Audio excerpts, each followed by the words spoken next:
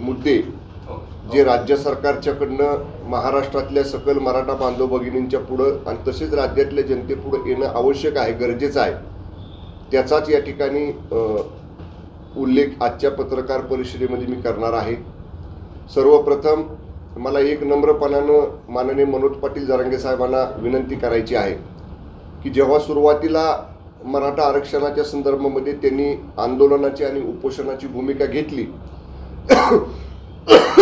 तेव्हा पहिल्यांदा त्यांनी अशी मागणी केली की विशेषतः मराठवाड्यामधल्या एक 8-9 जिल्ह्यांमध्ये आमच्या पूर्वजांच्याकडं जेव्हा निजाम स्टेट होतं तेव्हा कुणबीचे दाखले आम्हाला त्या ठिकाणी मिळाले होते। कुणबीच्या नोंदी आमच्या पूर्वजांच्या आहेत आणि त्यामुळं या मराठवाडा रिजनमधल्या मराठवाडा विभागातल्या 8-9 जिल्ह्यांमध्ये कुणबीचे दाखले हे शासनानं द्यावेत आणि त्याच्यासाठी जस्टिस निवृत्त हायकोर्ट जज जस्टिस शिंदे साहेबांची आपण या ठिकाणी समिती स्थापन केली। पहिला अहवाल समितीचा मंत्रिमंडळ उपसमितीसमोर आला आणि काल माननीय मंत्रिमंडळाने तो अहवाल स्वीकारला देखील।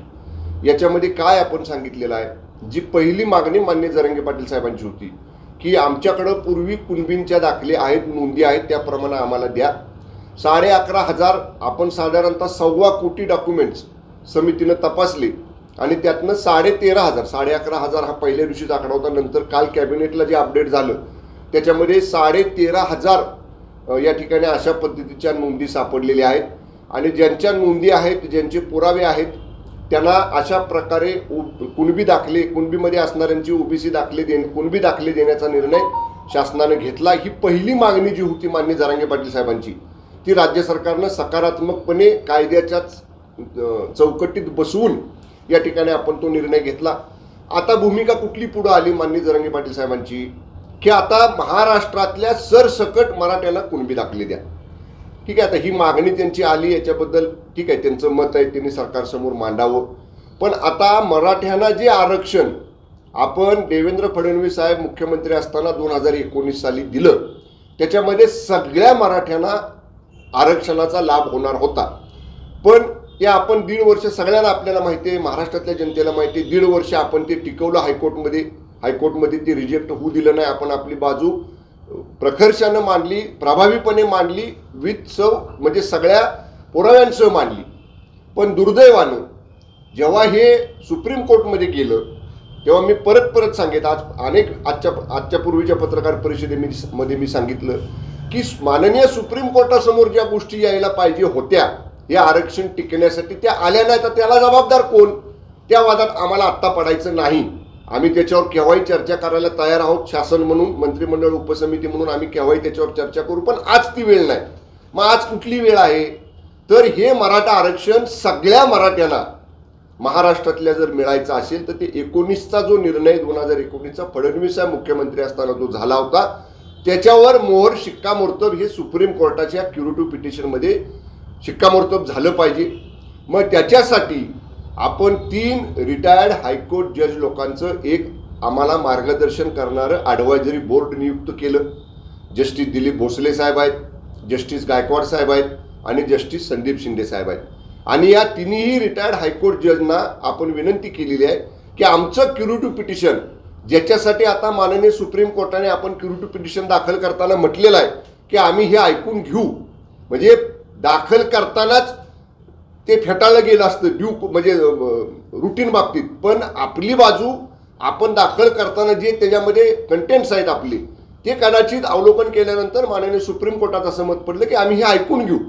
मग ऐकून घेताना ते भक्कमपणानं मांडलं पाहिजे आणि मंत्रिमंडळ उपसमिती असेल, सरकारी अधिकारी असतील, त्याच्यापेक्षा रिटायर्ड हायकोर्ट जज हे ते कशा पद्धतीनं त्याचं ड्राफ्टिंग असलं पाहिजे, कुठले मुद्दे हायलाईट झाले पाहिजेत जे आपल्याला पहिल्या रिव्ह्यू पिटिशनमध्ये आले नाहीत, या सगळ्यावरती 24/7 आपण काम करतोय। माननीय मुख्यमंत्री महोदयांनी स्वतः त्या दिवशी 3 तासापेक्षा जास्त मंत्रिमंडळ उपसमितीची बैठक घेतली, ह्या सगळ्या गोष्टीवर चर्चा केली। असं असताना आज माननीय जरांगे पाटील साहेबांची काय भूमिका आहे की सरसकट सगळ्या मराठ्यांना कुणबी दाखले द्या, क्षणभर धरा। माननीय जरांगे पाटील साहेब म्हणतायत तुम्ही अधिवेशन बोलवा। अधिवेशनामध्ये आपण कायदा ऑलरेडी राज्य सरकारनं केलाय ना मराठा आरक्षणाचा, एका विषयावरती एकदा कायदा केल्यानंतर परत अधिवेशन बोलवायचं आणि तोच कायदा करायचा. आता याच्यामध्ये जर जो कायदा आपण केलाय, ज्याला सुप्रीम कोर्टनं स्थगित केलेला आहे, ती स्थगिती उठवणं हा एकमेव पर्याय किंवा एक महत्त्वाचा पर्याय आपल्याला समोर दिसतोय. या सगळ्या गोष्टीवरती महाराष्ट्रातल्या सकल मराठा बांधव भगिनींनी थोडंसं गांभीर्यपूर्वक पाहिलं पाहिजे. आपण बघताय आमदार महोदयांची काही ठिकाणी घरं जाळली. काल एक आमचे सहकारी विधिमंडळातले आमदार त्यांच्या माननीय सौभाग्यवती माध्यमांसमोर सांगत होते की त्यांची मुलं कशी भेदरलेल्या अवस्थेत घरामध्ये बसली होती. आता आमदार सुद्धा आम्ही जनतेचेच प्रतिनिधी आहोत. आम्ही लोकांचं 3-3, 4-4 लाख सर्व धर्मीय सर्व जातीच्या लोकांचं आम्ही प्रतिनिधित्व करतो. आम्ही काय आरक्षण द्यायचं नाही असं कधी एकही आमदार म्हटलाय का? सर्व आमदारांचं मत आहे की कायद्याच्या चौकटीत बसणारं, नियमात टिकणारं आणि लाईफ लॉंग तो हयात त्याच्यावरती आता शिक्कामोर्तब झाला पाहिजे असं कॉन्क्रीट आरक्षण हे आपल्याला द्यायचं. आणि त्याच मताचे माननीय शिंदे साहेब आहेत. आणि म्हणून त्यासाठी आज माननीय मुख्यमंत्री महोदयांनी राज्यातल्या सर्व पक्षीय नेत्यांची बैठक बोलवलेली आहे. माननीय पवार साहेबांना बोलवले, माननीय उद्धवजी ठाकरे साहेबांना बोलवले, काँग्रेसचे नेते माननीय अशोक चव्हाण साहेब असतील, माननीय बाळासाहेब थोरात साहेब असतील त्यांना बोलवले, आंबेडकर साहेबांना बोलवले, सर्व आठवले साहेबांना, सर्व लोकांना, प्रमुख राजकीय पक्षाच्या नेत्यांना आता जी परिस्थिती निर्माण झालेली आहे महाराष्ट्रामध्ये याच्यावरती सर्व पक्षीय नेत्यांनी एकत्र विचार विनिमय केला पाहिजे. एकत्र याच्यावरती काहीतरी मार्ग काढायचा प्रयत्न केला पाहिजे. याच्यासाठी माननीय मुख्यमंत्री महोदयांनी पुढाकार घेतलाय. आज सकाळी 10:30 वाजता ती बैठक होती आहे. त्या बैठकीमध्ये सगळ्यांशी चर्चा केली जाईल. सरकारची आडमुठी भूमिका बिलकुल नाही. सरकार सर्व घटकातल्या, सर्व समाजातल्या, सर्व जाती धर्मातल्या, सर्व पक्षाच्या सगळ्या लोकांचे विचार ऐकून घेईल आणि जे काय सर्वानुमते आजच्या सर्वपक्षीय बैठकीमध्ये ठरेल त्याप्रमाणे पुढे कार्यवाही करण्यासाठी सकारात्मक पावलं ही तात्काळ सरकारकडून उचलली जातील.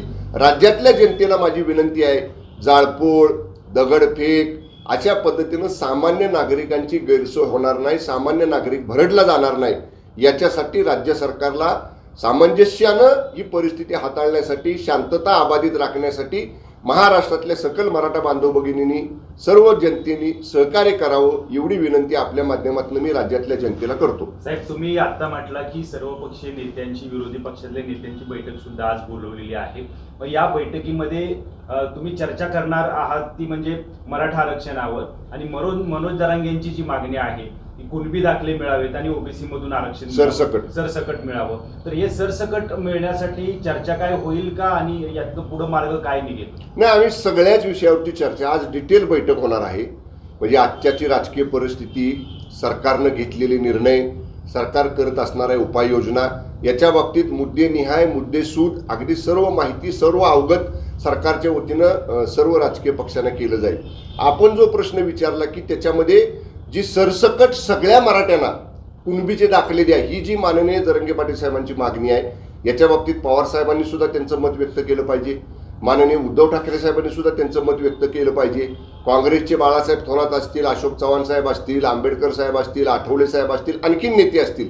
माझं स्पष्ट मत आहे हे जे तीन आता हे बाकीचे महायुतीचं सरकार आणि हे जे बाकीचे राजकीय पक्ष आहेत, या राजकीय पक्षांच्या प्रमुख आणि विशेषतः पवार साहेब असतील, उद्धव ठाकरे साहेब असतील, काँग्रेसचे नेते असतील, यांना हे मान्य आहे का की सरसकट सगळ्या मराठ्यांना कुणबी दाखले द्या?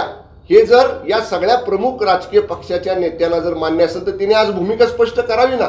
आजची बैठक ही सगळ्या विषयावर चर्चा करायसाठी आहे. लॉ अँड ऑर्डर कशी अबाधित राखायची, सर्व पक्षांनी शांततेचं आवाहन कसं करायचं, आणि आता जे जरांगे पाटील साहेब ज्या भूमिकेवरती ठाम आहेत की सगळ्यांना कुणबी दाखले द्या, सगळ्या मराठ्यांना, मग ते देताना सगळ्या राजकीय पक्षांचे जे प्रमुख आहेत महाराष्ट्रातले, विशेषतः पवार साहेब आहेत, उद्धव ठाकरे साहेब आहेत, बाळासाहेब थोरात साहेब आहेत, अशोक चव्हाण साहेब आहेत, यांनी स्पष्ट करावं की त्यांच्या पक्षाचं याला समर्थन आहे का, त्यांचा पक्ष हे मान्य करणार आहे का, स्वीकारणार आहे का. त्यामुळे आजच्या बैठकीमध्ये या सर्व नेत्यांनी याच्या बाबतीतलं त्यांचं मत सरकारसमोर मांडावं, राज्यातल्या जनतेसमोर मांडावं. त्यामुळे जनतेलाही कळेल की कुठल्या पक्षाची काय भूमिका नेमकी आहे. राज्य सरकार कुठेतरी कमी पडलंय. ह्या सगळ्या गोष्टी ज्या तुम्ही आता मांडताय ह्या जरांगे पाटील असतील किंवा मराठा समाजापर्यंत पोहोचवण्यासाठी राज्य सरकार कमी पडलंय, त्यामुळेच आज तुम्ही या सर्व गोष्टी आता समोर मांडताय.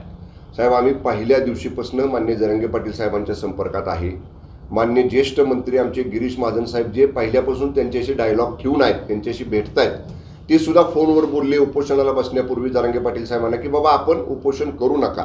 पहिल्या दिवशी त्यांची भूमिका काय होती की एकाही राजकीय पक्षाच्या नेत्याने आमच्या गावात यायचं नाही. त्यांनी उघड स्वतः सांगितलं, इतर कोणीतरी सांगण्यापेक्षा माननीय जरांगे पाटील साहेबांनी स्वतः सांगितलं. मग त्यांनी भूमिका घेतल्यानंतर पुन्हा बळजबरीने तिथं जायचं, त्यांची इच्छा नसताना आम्ही तिथं जायचं आणि आणखीन परिस्थिती चिघळवायची, याच्या मताचे आम्ही बिलकुल नाही आहोत. हे बघा, विभागीय आयुक्त सरकारचे प्रतिनिधी म्हणून त्यांच्याशी संपर्क साधतायत, जिल्हाधिकारी आणि जिल्हा पोलीस अधीक्षक स्वतः तिथं जाऊन आले, स्वतः त्यांच्याशी चर्चा केली. आणि केव्हाही परवा दिवशी सुद्धा बघा, माननीय मंत्रिमंडळाच्या उपसमितीची बैठक झाल्यानंतर विभागीय आयुक्तांच्याकडनं आम्ही विनंती केली जरांगे पाटील साहेबांना, 5, 10, 15, 20 जे काही त्यांचे तज्ज्ञ लोक असतील त्यांना चर्चेसाठी मराठा आरक्षण उपसमितीबरोबर केव्हाही चर्चा करायला येऊ द्यात. आम्ही त्यांच्याशी चर्चा करायला तयार आहे. त्यांचा मुद्दा क्रमांक 1, आपण करणार असणारी कारवाई किंवा त्याच्यामध्ये कार्यवाही किंवा त्यांना त्याच्यामध्ये काय अपेक्षित आहे असं अगदी मुद्देसूद दिवस 2 दिवस बसावं लागलं तरी आमची तयारी आहे. पण ते चर्चेला सुद्धा येत नाहीत. त्यांनी उघड जिल्हाधिकाऱ्यांना आणि जिल्हा पोलीस अधीक्षकांना सांगितलं की आम्ही कुणाला चर्चेला पाठवणार नाही. त्यामुळं एका बाजूनं सरकार चर्चेला तयार आहे, पण समोरनं जर प्रतिसाद मिळत नसेल तर मग आणखीन काय केलं पाहिजे, आम्ही त्यांनी सांगावं आम्ही काय करावं, आमची तयारी आहे. साहेब, आजच्या बैठकीला उद्धव ठाकरे यांना बोलवण्यात आलेलं नाही अशा प्रकारची पोस्ट संजय राऊतांनी केली. आणि संजय राऊतांची पोस्ट काय मला माहित नाही. मी ऑफिशियल राज्याचा मंत्री म्हणून, मंत्री उपसमितीचा सदस्य म्हणून मी जबाबदारीनं सांगतोय, मी ज्या ज्या नेत्यांची नावं घेतली त्या नेत्यांना अधिकृतपणे राज्य सरकारच्या संबंधित विभागाकडनं अशा प्रकारची विनंती बैठकीला उपस्थित राहण्याची करण्यात आलेली आहे. आणि समजा संजय राऊत म्हणतात तसं ते पत्र मिळालं नाही मिळालं ह्या वादात न पडता आता माध्यमांच्या समोर मी विनंती करतोय ना सरकारच्या वतीनं माननीय उद्धव ठाकरे साहेबांना की बाबा तुम्हाला विनंती आहे आमची की तुम्ही आजच्या बैठकीमध्ये या.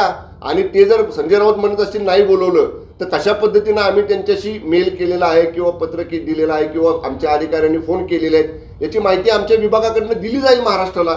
पण संजय राऊत म्हणतात त्याच्यात तथ्य नाही. अधिकृत निमंत्रण हे सर्व पक्षाच्या प्रमुखांना महाराष्ट्रातल्या आजच्या बैठकीचं कालच रवाना करण्यात आलेलं आहे. साहेब, सीमा समन्वयक मंत्री म्हणून आपण बेळगावला जाणार आहात का, किंवा आपल्यातलं मंत्री कोण बेळगावला जाणार आहे का? कारण आज जी टीका केलेली आहे संजय राऊत यांनी, त्यांनी सांगितलंय की सीमावासियांची काळजी या सरकारला नाहीये. याच्यासाठी आजच सुप्रीम कोर्टमध्ये एक म्हणजे सीमावर्ती भागातलं एक पिटिशनवरती सुनावणी होती. 2 दिवसापूर्वी आमचे जे विशेष वकील दिल्लीमधले आहेत त्यांच्याबरोबर सीमा समन्वयक मंत्री म्हणून आम्ही तिघांनीही मंत्र्यांनी आम्ही चर्चा केलेली होती. आणि आजच्या सुनावणीमध्ये तात्काळ हे बोर्डावरती पिटिशन घेण्यासाठी आपला प्रयत्न सुरू होता. परंतु काल असं कळालं, मला ऑफिशियल अजून कळालं नाही, परंतु काल मला अशी माहिती निरोप मिळाला की आज ते पिटिशन आपलं सुप्रीम कोर्टामध्ये येऊ शकत नाहीये. पण तरीसुद्धा सीमावर्ती भागातल्या सर्व लोकांच्या पाठीशी आपण आहोत.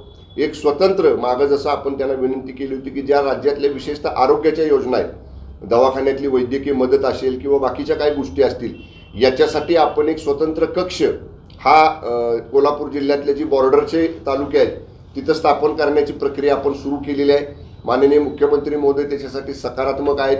तिथं जे मराठी भाषिक शाळा आहेत, विद्यालय आहेत, महाविद्यालय आहेत, त्यांच्या प्रगतीसाठी किंवा त्यांना तिथं मदत करण्यासाठी सरकारनं वेगळी तरतूद आर्थिक केलेली आहे. त्यामुळं सीमावर्ती भागातल्या लोकांच्या पाठीशी आपण आहोतच, आम्ही आहोतच.